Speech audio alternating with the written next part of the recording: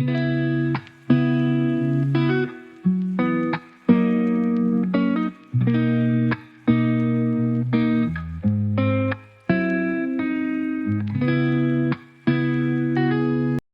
a todos! Ici on peut observer le sommet de la crête de la Sierra de Jaberia, où a eu lieu le crash d'un avion en 1994, et reposent encore les débris actuellement.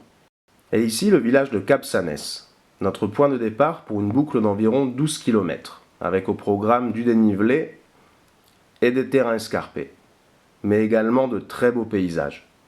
Je vous en dirai plus et vous en découvrirez plus au cours de la vidéo.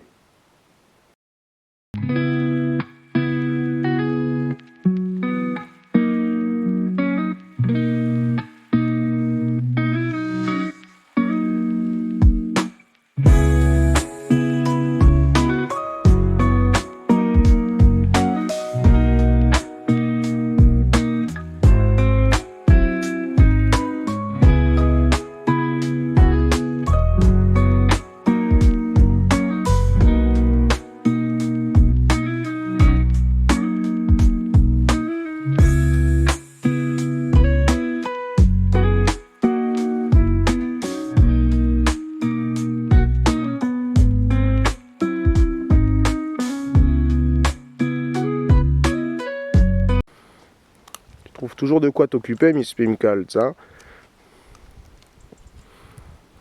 Et après, on est reparti.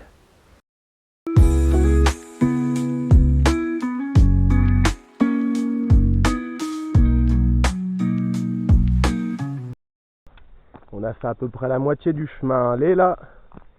Ça commence à monter pas mal. Ça fait un peu d'exercice tout ça. Derrière, on peut voir en contrebas. Et on s'approche de l'avion. Encore quelques kilomètres. Après, il va falloir découvrir les restes de l'avion. Ça c'est une autre histoire. Ça a l'air d'en intéresser la GoPro d'ailleurs. Ça t'intéresse ?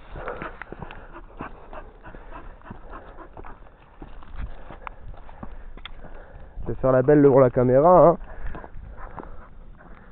J'avais découvert ça par hasard sur la carte, alors que j'étais en moto en train de faire un petit trip. Et je m'étais dit, je vais revenir là avec Pinky. Je crois qu'elle n'a pas regretté le trajet, hein.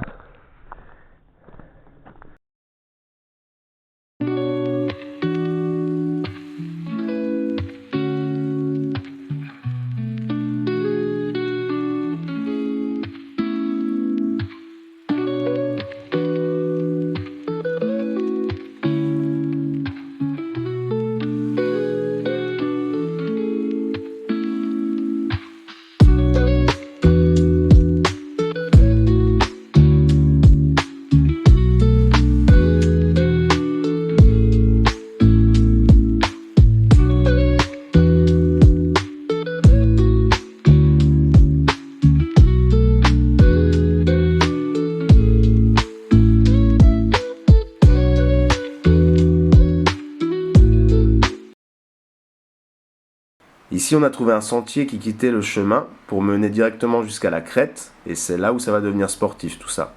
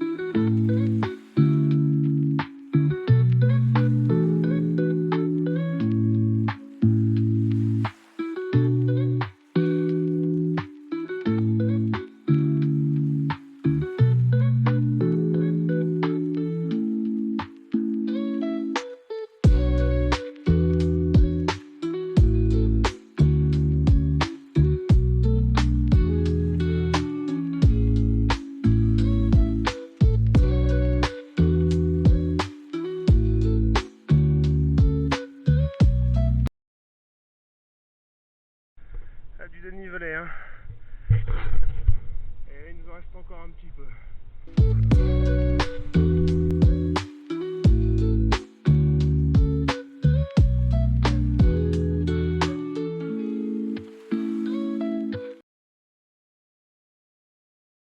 Ah, si ça c'est pas de l'alpinisme, oh, de la petite randonnée tout ça, c'est pas de la petite randonnée. Mais on est enfin arrivé. Et après cette session escalade, nous n'étions pas au bout de nos peines. En effet, sur la crête, il n'y avait plus vraiment de sentier. En plus de ça, la paroi rocheuse était très abrupte.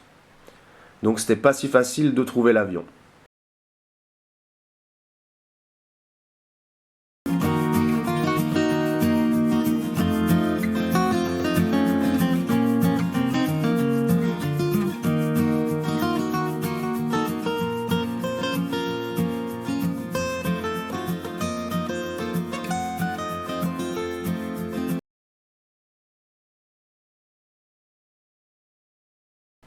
C'est donc là que reposent les débris de l'avion qui s'est écrasé le 12 mars 1994. L'avion avait décollé d'un aéroport à proximité de Madrid, à destination de Vilanova de Prades, mais a perdu le contact avec la tour de contrôle alors qu'il s'approchait de sa destination, et l'appareil s'est donc écrasé sur le haut de la crête, en raison notamment ce jour-là d'un épais brouillard et surtout du relief accidenté de la région et de la Sierra. Ce tragique accident a d'ailleurs coûté la vie au pilote ainsi qu'à ses 2 passagers.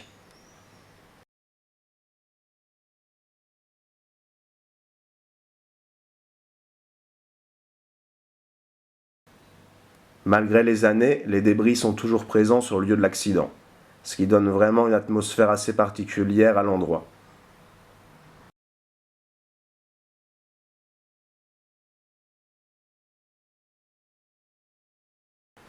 Au moment de repartir, il fallait un peu se presser, car le soleil commençait à se coucher et ça aurait été très compliqué de redescendre sans visibilité.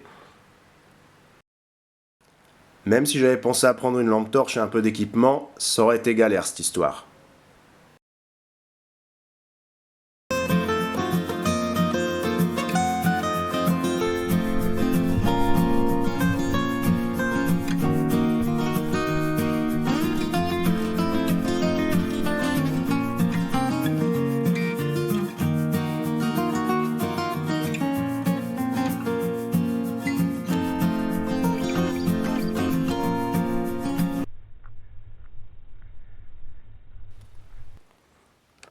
Là on peut apercevoir le village en contrebas. Encore un petit effort et on y est.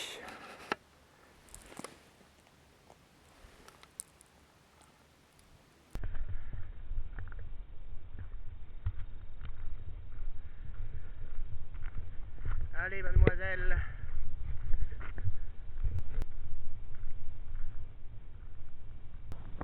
À niveau timing on a été plutôt bon. J'aurais pas aimé qu'on reste coincé là-haut sur la crête alors que la nuit tombe. Mais bon, on a descendu au bon moment. Et c'était plutôt éprouvant tout ça. Même la descente c'était pas facile. Mais bon, là il reste environ 4 km. Et on est sur des sentiers, on va dire, même pas des sentiers, sur une petite route. Donc là pas trop de soucis pour descendre au village. J'espère qu'on croisera pas de patouf. D'ailleurs, le soleil commence à se coucher. On peut voir là-bas. Beau petit coucher de soleil. En tout cas, c'est une sacrée aventure tout ça. Ah, Pinky. Encore d'énergie, toi.